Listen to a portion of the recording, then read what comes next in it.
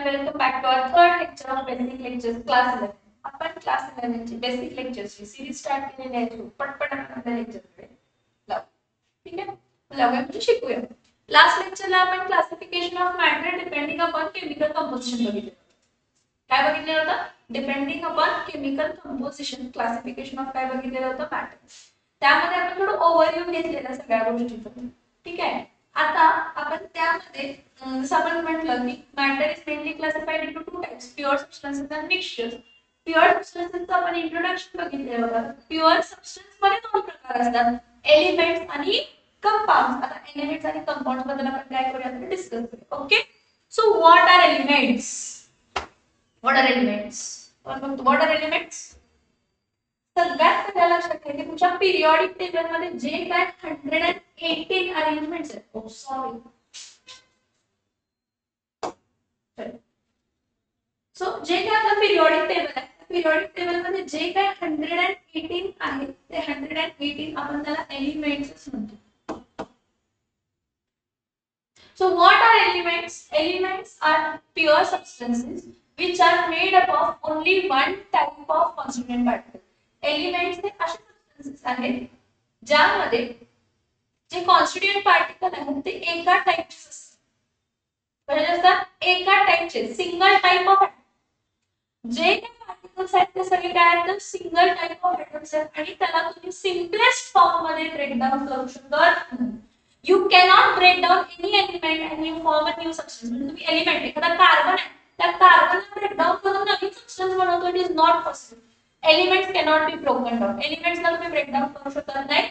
Element are the simplest form of pure substances आणि elements मध्ये जे काही कॉन्स्टंट पार्टिकल असतात ते एका टाइपचे असतात. एलिमेंट्स मध्ये जे काही कॉन्स्टंट पार्टिकल असतात ते एका टाइपचे असतात, single type of. For example मी लास्ट लेक्चरला तुम्हाला सांगितलं की एलिमेंट्स मध्ये पार्टिकल, कॉन्स्टंट पार्टिकल दोन प्रकारचे असू शकतात. एलिमेंट्स मध्ये कॉन्स्टंट पार्टिकल्स ॲटम्स पण असू शकतात किंवा मॉलिक्युल्स असू शकतात. पण जर मॉलिक्युल्स असतील तर ते मॉलिक्युल्स असणार आहेत same type of atoms. Molecules जे असणार आहेत ते काय असणार आहेत तर सेम टाइप ऑफ काय असणार आहेत atoms. For example Cl2, Br2, H2, I2, N2, O2 हे सगळे एलिमेंट्स आहेत. पण या एलिमेंट्स मध्ये जे कॉन्स्टिट्यूएंट पार्टिकल असतात ते ॲटमच्या फॉर्म मध्ये असतात. काय असतात कॉन्स्टिट्यूएंट पार्टिकल्स? ॲटमच्या फॉर्म मध्ये. सो बघा, what are elements? In chemistry, an element is a pure substance consisting of only one type of atom that have the same number of protons in their nuclei. म्हणजे त्यांचा atomic number same आहे. म्हणजे एखादा element, ion हा element म्हटला तर या ion या एलिमेंट मध्ये जे कॉन्स्टिट्यूएंट पार्टिकल असणार आहेत, आयनचे ॲटम असणार आहेत आणि त्याचा सगळ्या आयनचा ॲटॉमिक नंबर काय असणार आहे सेम. आयन ॲटम म्हणजे त्याचा ॲटॉमिक नंबर किती असतो तर 26. आयनचा ॲटॉमिक IRON, आयर्न, लोखंड बद्दल चाललेलं आहे. सोप्या भाषेत मी तुम्हाला सांगितलं की elements are those which are made up of only one type of constituent particle आणि ते कॉन्स्टिट्यूएंट पार्टिकल ॲटम पण असू शकतात किंवा मॉलिक्यूल पण असू शकतात. पण मॉलिक्यूल जर असतील तर ते सेम टाइप ऑफ ॲटम असतात. ठीक आहे, मग तो जो काय फॉर एक्झाम्पल हायड्रोजन हा एलिमेंट म्हटला तर त्यामध्ये सगळे कॉन्स्टिट्यूएंट पार्टिकल हायड्रोजनचे असणार आहेत आणि त्या हायड्रोजन मॉलिक्यूलचं साइज, शेप, मास, स्ट्रक्चर, प्रॉपर्टीज काय असणार आहेत तर सेम असणार. Okay, so yes, this number of proton is known as atomic number of the elements and elements are the fundamental building block of all the matters. What is matter? Anything which occupies space and which has its own mass or volume. मग तुम्ही कोणताही matter घेतला तर त्या मॅटरचा building block हा एलिमेंटच असतो. म्हणजे त्यामध्ये जे कॉन्स्टिट्यूएंट पार्टिकल असतात ते एलिमेंट्स असतात. बरं, जसं मी तुम्हाला सांगितलं की टोटल एलिमेंट्स किती आहेत तर टोटल 118 एलिमेंट्स आहेत जे आपण पिरियॉडिक टेबल मध्ये बघतो. कशामध्ये बघतो? पिरियॉडिक टेबल मध्ये. मॉडर्न पिरियॉडिक टेबल मध्ये जो आपण बघतो 118 एलिमेंट्स आहेत. आता ते 118 एलिमेंट्सचे दरवेळी आपण नाव लिहिण्यापेक्षा आपण त्याला सिम्बॉल रिप्रेझेंट करतो. एखादा एलिमेंटला आपण कसं रिप्रेझेंट करतो? With the help of symbol. मग with the help of symbol आपण कसं त्यांना, म्हणजे फॉर एक्झाम्पल त्याला आपण कसं रिप्रेझेंट करतो? आता फॉर एक्झाम्पल कार्बन आहे, मी कार्बन या एलिमेंटचं नाव लिहिण्याऐवजी मी कार्बन फक्त capital letter alphabetical letter first letter should be capital. आता जर क्रोमियम आहे तर क्रोमियमला मी पहिला लेटर कॅपिटल आणि दुसरा लेटर स्मॉल यूज करणार आहे, कारण दोन वेळा सी सी लिहून चालणार नाही. मग कार्बन आहे का क्रोमियम आहे हे समजणार. परत कॅल्शियम आहे Ca. बरं नायट्रोजन आहे कॅपिटल N. निकेल आहे N. म्हणजे नॉर्मली तुम्ही एलिमेंटला रिप्रेझेंट करताना कॅपिटल लेटर्स अल्फाबेटिकल लेटर्स त्यांचे वापरताय. त्यामध्ये त्याचा फर्स्ट लेटर तुम्ही कंपल्सरी कॅपिटल ठेवताय. सेकंड लेटर तुम्ही जो काय घेतला तो स्मॉल असायला पाहिजे. लागला तर दर केस मध्ये सेकंड लेटर लागेल असं गरजेचं नाही. थोडे एलिमेंट्स पिरियोडिक टेबल मध्ये असे पण आहेत की त्यांचे सिम्बॉल्स जे आहेत ते त्यांच्या लॅटिन नेम्स वर दिलेले आहेत. कशावर दिलेले आहेत? लॅटिन नेम्स वर. फॉर एक्झाम्पल बघा अँटीमनी. अँटीमनी हा जो एलिमेंट आहे त्याला स्टिबियम असं म्हणतो लॅटिन नेम मध्ये, आणि त्याचा सिम्बॉल आपल्याला पिरियोडिक टेबल मध्ये Sb असं मिळतं. Copper element English name copper आहे, त्याचा लॅटिन नेम क्युप्रम आहे, रिप्रेझेंट करतो Cu न. एलिमेंट गोल्ड त्याचा लॅटिन नेम ऑरम आहे, आपण पिरियोडिक टेबल मध्ये त्याला रिप्रेझेंट करताना Au न करतो. आयर्न हा एलिमेंट आहे, त्याचा लॅटिन नेम फेरम आहे आणि त्याला Fe न रिप्रेझेंट करतो.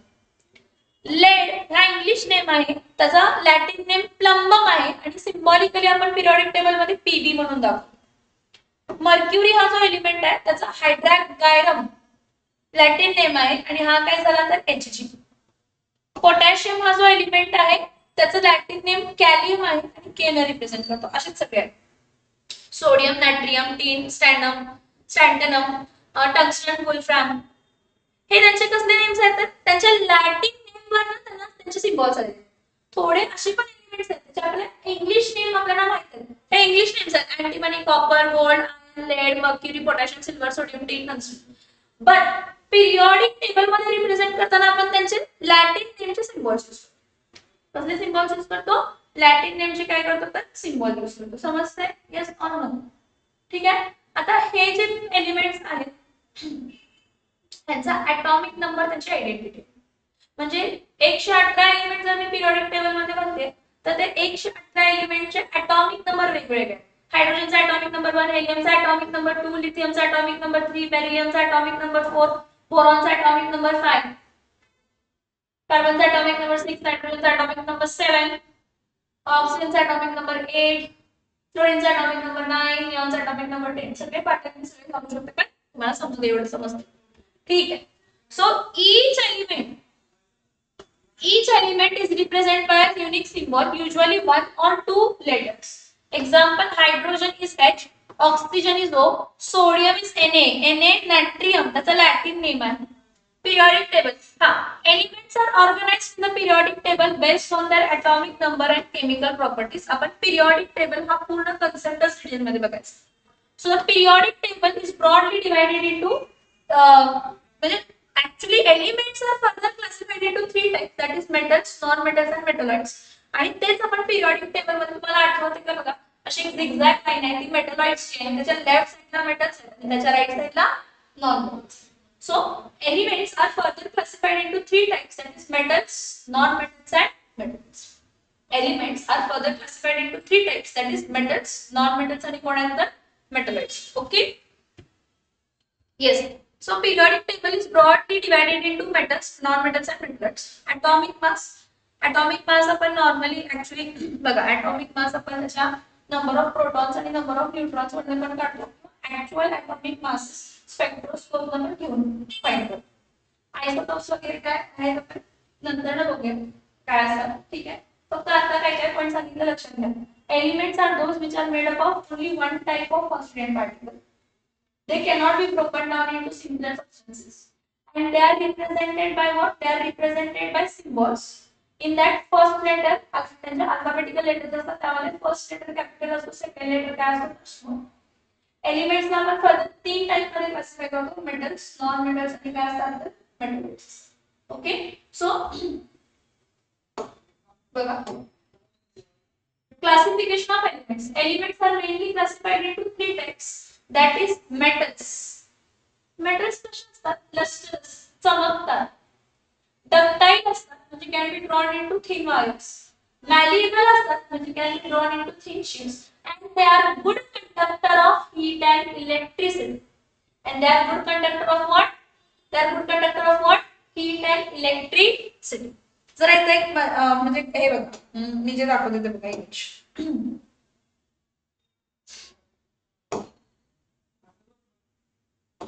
ठीक आहे, हा ओव्हरलॅप होते मला मान्य आहे, पण मला तुम्हाला दाखवायचं. हा पिरियॉडिक टेबल आहे तुमचा. काय आहे तुमचा हा पिरियॉडिक टेबल. त्या पिरियॉडिक टेबल मध्ये ह्याला एस ब्लॉक म्हणतात, याला डी ब्लॉक म्हणतात, याला पी ब्लॉक म्हणतात. काय म्हणतो आपण याला? P block. ठीक आहे, आणि इथं खाली आहे ना एफ ब्लॉक आहे. खाली आहे ना एफ ब्लॉक. पी ब्लॉक मध्ये झिगझॅग लाईन फॉर्म होते. झिगझॅग लाईन फॉर्म होते का? बोरॉन ऍक्च्युली त्याला मेटलॉइड म्हणत होते पहिला. आता नॉन मेटल कन्सिडर केला जातो, पण पहिला त्याला मेटलॉइड म्हणायचे. तर बोरॉन पण कन्सिडर करूया.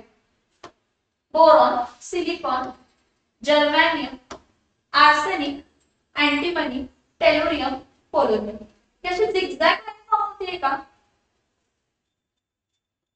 ही झिगझॅग लाईनचे जे एलिमेंट्स आहेत ते मेटलॉइड्स आहेत. आणि याचे सगळे ह्या साइडला जे आहे ते लेफ्ट हँड साइडला मेटल्स आणि राइट हँड साइडला काय आहे तर नॉन मेटल्स आहेत. म्हणजे तुम्हाला थोडी आयडिया येते का बघा, की तुम्ही जर पिरियॉडिक टेबल बघितला तर त्या पिरियॉडिक टेबल मध्ये सगळ्यात जास्त काय आहे तर मेटल्स. सगळ्यात जास्त काय आहे? सगळ्यात जास्त काय आहे तर मेटल्स. सगळ्यात जास्त काय आहे तर मेटल्स. सगळ्यात जास्त काय आहे तर metals.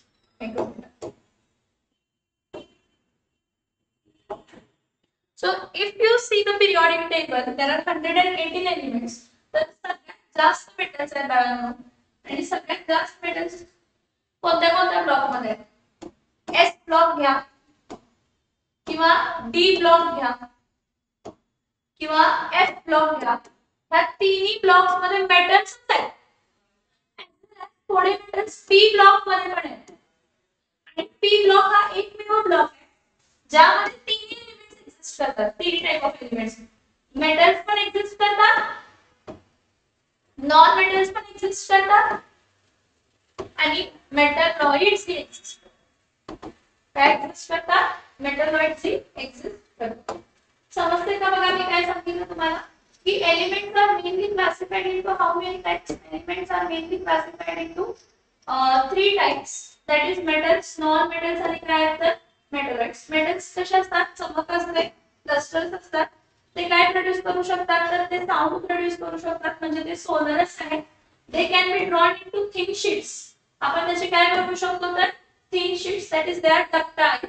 They can be drawn into thin wires, म्हणजे they are malleable. They are good conductor of heat and electricity. There are certain examples which are shown on the particular board. बघा कोणते आहेत तर आयर्न, सिल्वर आणि काय आहेत तर gold. काय आहे? आयर्न, सिल्वर आणि काय आहेत तर गोल्ड. आयर्न, सिल्वर आणि काय आहेत तर गोल्ड. खूप सारे एलिमेंट्स आहेत. मी काय म्हटलं तुम्हाला, S block, D block, F block सगळे मेटल्स आहेत. पी ब्लॉक मध्येही मेटल्स आहेत. पी ब्लॉक मध्येही मेटल्स आहेत. आणि मेटल्सची प्रॉपर्टीज काय आहेत? ते लस्टरस आहेत म्हणजे चमकतात. लस्टरस आहेत म्हणजे चमकतात. गुड कंडक्टर ऑफ हीट आहेत आणि इलेक्ट्रिसिटी आहेत म्हणजे त्यातून हीट आणि इलेक्ट्रिसिटी पास होऊ शकते. मॅलिएबल आहेत म्हणजे थिन शीट्स मध्ये बनवू शकतो. डक्टाइल आहेत म्हणजे वायर्स बनवू शकतो. ठीक आहे. आता नॉन मेटल्स.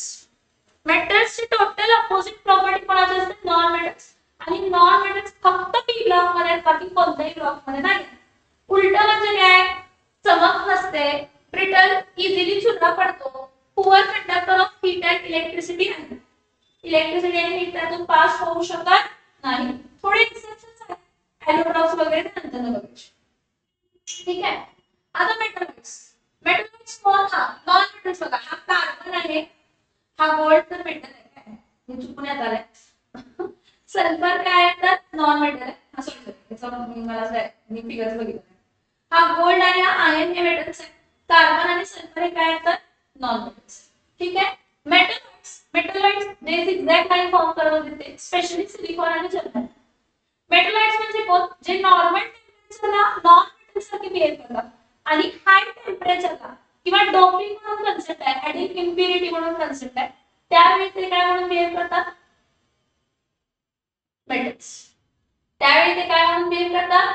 मेटल्स. लो टेम्परेचरला किंवा नॉर्मल टेम्परेचरला नॉन मेटल्स आणि हाय टेम्परेचरला काय म्हणून बिहेव करतात? तर मेटल्स. त्याला आपण काय म्हणतो? तर मेटलाइट्स.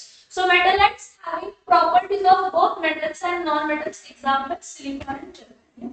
These are what metals. So elements are mainly classified into three types, that is metals, non-metals आणि काय आहेत? metallics. S block, D block आणि F block मध्ये मेटल्स आहेत. P block मध्ये थोडेसे मेटल्स आहेत आणि P block हा एकमेव ब्लॉक आहे पिरियडिक टेबल मध्ये एलिमेंट्सचा की ज्यामध्ये मेटल्स आहेत, नॉन मेटल्स आहेत आणि metals. Okay. Now next point आपण बघायचा आहे compounds. What are compounds? When two or more substances combine with each other. How they combine with each other? ते एक दुसऱ्याबरोबर कंबाइन करतात. Loss of electron, gain of electron, sharing of electron करून chemical bond form करतात. काय form करतात? काय form करतात? Chemical bond. काय फॉर्म करतात? Chemical bond. कंपाउंड्स म्हटले की दोन किंवा दोन पेक्षा डिफरंट टाइप ऑफ एलिमेंट्सचे ॲटम्स किंवा मॉलिक्युल्स किंवा दोन डिफरंट मॉलिक्युल्स कंबाइन होणार, रिएक्ट होणार, इलेक्ट्रॉन लॉस गेन शेअर करणार आणि एक नवीन सबस्टन्स बनवणार. काय बनवणार? नवीन सबस्टन्स बनवणार. त्याला आपण काय म्हणतो? तर compound. So a compound is a substance that is formed when two or more elements are bonded together in a fixed ratio. Pure substances आहेत म्हणजे रेशो काय असायला पाहिजे? फिक्स्ड रेशो असायला पाहिजे. So these elements combine through chemical reactions forming molecules or network of ions held together by chemical bonds. मग ते chemical bond covalent bond असू शकतो, ionic bond असू शकतो किंवा covalent bond असू शकतो. काय म्हटलं? What are compounds? When two or more different type of elements त्याचे atoms एक दुसऱ्याबरोबर केमिकली रिएक्ट करतात म्हणजे इलेक्ट्रॉन लॉस गेन शेअर हेच बघायचं आपल्याला केमिस्ट्री मध्ये लॉस गेन शेअर वगैरे. तर करून जे बॉन्ड फॉर्म करतात केमिकल बॉन्ड त्यामुळे जे फॉर्म झालेले सबस्टन्स आहेत त्याला कंपाउंड्स म्हणतात. अ pure substance form when two or more different type of atoms of element combine with each other in a definite proportion. कोणत्या तरी फिक्स्ड प्रपोर्शन मध्ये फिक्स्ड प्रमाणामध्ये कंबाइन होतात आणि केमिकल बॉन्ड फॉर्म करतात त्याला आपण काय म्हणतो? तर कंपाउंड्स. ठीक आहे. कंपाउंड्स मध्ये डिफरंट टाइप ऑफ ॲटम्स पण जरी डिफरंट टाइप्स ऑफ ॲटम असले तर त्यांचा रेशो काय असतो? तर फिक्स्ड असतो. काय फिक्स्ड असतो? रेशो. एक बघा, एकदा कंपाउंड फॉर्म झाला की त्या कंपाउंडच्या प्रॉपर्टीज ज्या असतात आणि ज्या एलिमेंट पासून तो फॉर्म झालाय त्याच्या प्रॉपर्टीज टोटली डिफरंट असतात. ज्या एलिमेंट्स पासून तो कंपाउंड फॉर्म झाला त्या एलिमेंटच्या प्रॉपर्टीज आणि नवीन फॉर्म झालेल्या कंपाउंडच्या प्रॉपर्टीज सेम राहत नाही. सगळ्यात बेस्ट एक्झाम्पल सांगते मी तुम्हाला. कार्बन कंबस्टिबल आहे म्हणजे इझिली जळतो. जळतो ना, गुड जळतो. आपण जळतो, आपण कार्बनच बनलाय पुढे. Carbon combustible जळतं. ऑक्सिजन काय करतं? सपोर्ट्स कंबशन म्हणजे परत जळण्यासाठी वाढवतं. Supports combustion. पण जेव्हा ते carbon in the solid state 1:2 आणि ऑक्सिजन मॉलिक्यूल 1:1 प्रपोर्शन मध्ये फॉर्म झाले तर CO2 कार्बन डायऑक्साइड मिळाला आणि हा कार्बन डायऑक्साइड काय करतो माहिती आहे का? बर्निंग स्टॉप करतो किंवा कंबशन रिड्यूस करतो.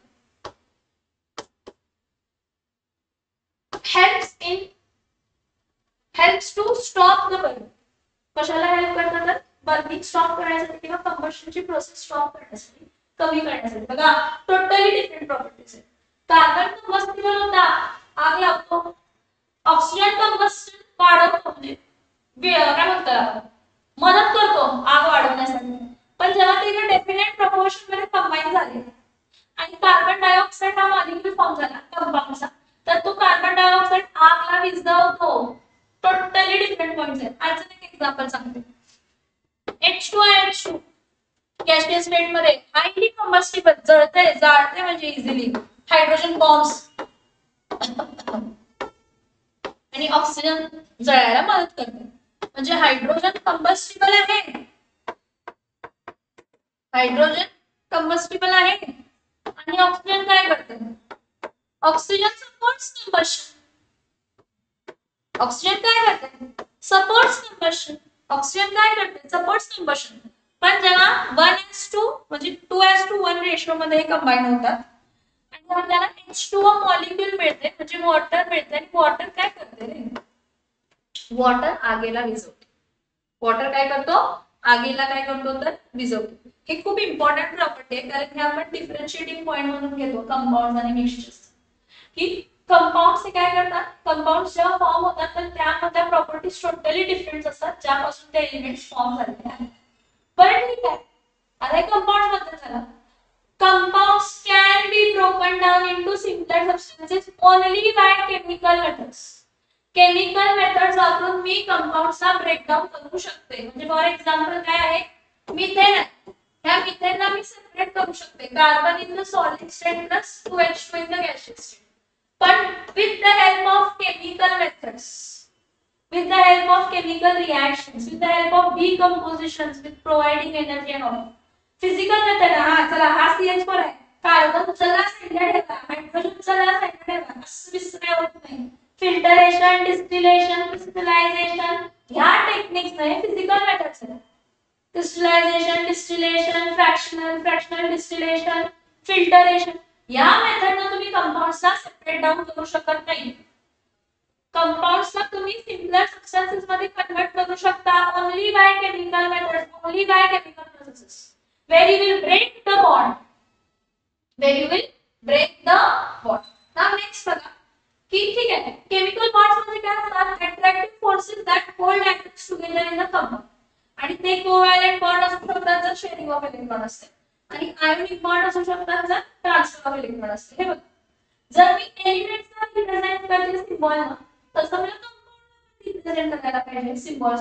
परंतु जर कार्बन डायऑक्साइड लिहिण्याऐवजी हे बघा, कार्बन डायऑक्साइड लिहिण्याऐवजी मी काय लिहू शकते, CO2.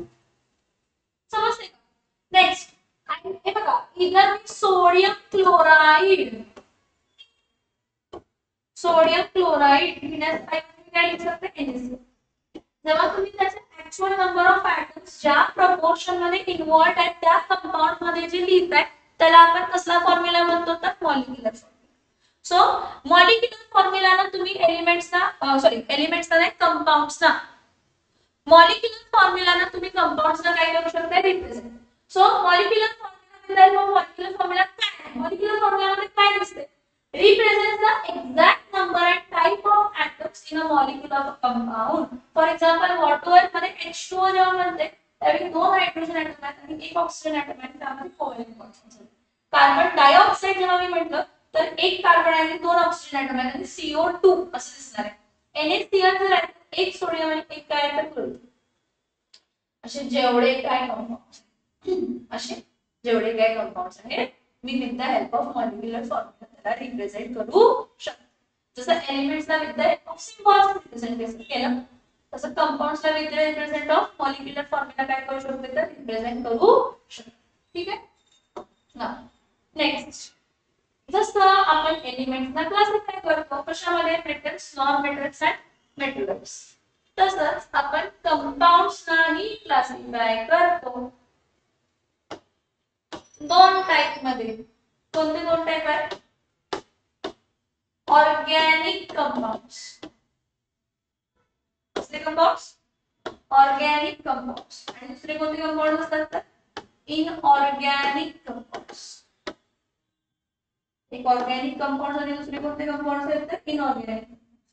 ऑर्गॅनिक कंपाऊंड्स म्हणजे असे कंपाऊंड्स ज्यामध्ये कसला बॉन्ड आहे, CH बॉन्ड आहे.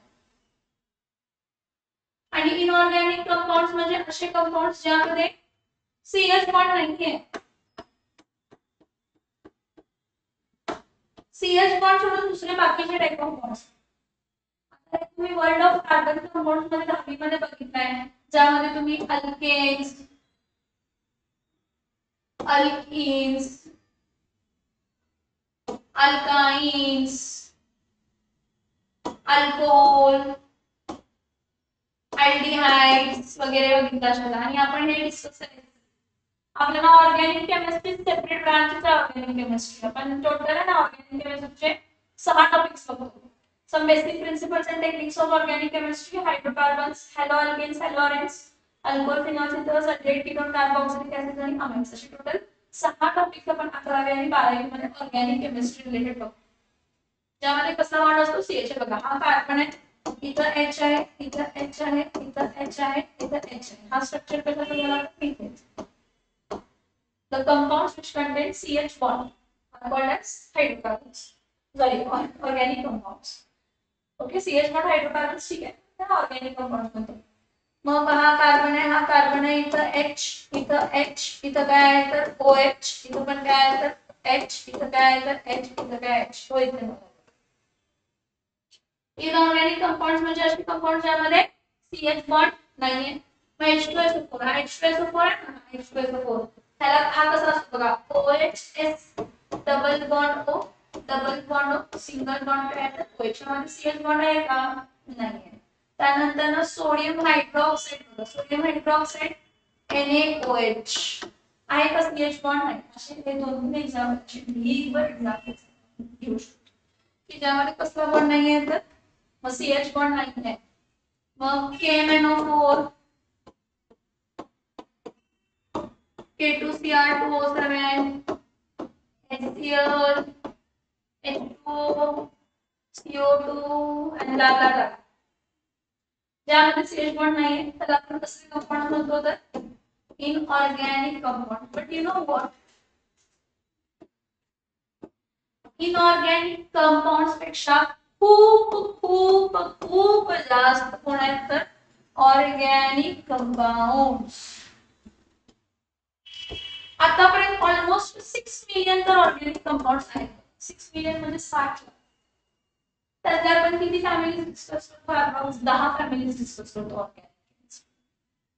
समजतंय एलिमेंट्स आणि कंपाऊंड्स बद्दल? काय डाऊट आहे का या 2 पॉइंट्स मध्ये सांगा मला. डाऊट असेल तर मला काय करायचं, कमेंट करायचं. तुमचं कमेंटचं आन्सर मी देणार. ठीक आहे, फाईन. ओके, सो आज आपण इथेच थांबूया. एलिमेंट्स आणि कंपाऊंड्स आपण डिस्कस केले आणि एलिमेंट्सचे टाइप्स पण बघितले आणि कंपाऊंड्सचे टाइप्स पण बघितले. पुढच्या लेक्चरला आपण मिक्सचर डिस्कस करणार आहे. मग मिक्सचर मध्ये होमोजेनियस मिक्सचर आणि हेटेरोजेनियस मिक्सचर. तेवढे काही डिटेलिंग नाहीये होमोजेनियस आणि हेटेरोजेनियस, कारण आपण टोटल टॉपिक्स डिस्कस करतोय 12वीला. त्यामुळे थोडंसं इंट्रोडक्शन देणार आणि classification based on physical states. काय स्टार्ट करणार, classification based on physical state. So subscribe my channel and always be updated for my lectures. माझे जे काही लेक्चर्स असतात अपडेट राहा, कारण तुम्हाला केमिस्ट्री खूप सोपं होणार जर तुम्ही माझे लेक्चर बघितले तर. 11वीचे लेक्चर स्टार्ट होतील त्यावेळी पण तुम्ही बघत राहा, तुम्हाला ड्रास्टिक चेंज तुमच्यामध्ये दिसेल. ठीक आहे, bye bye, thanks and share with your friends.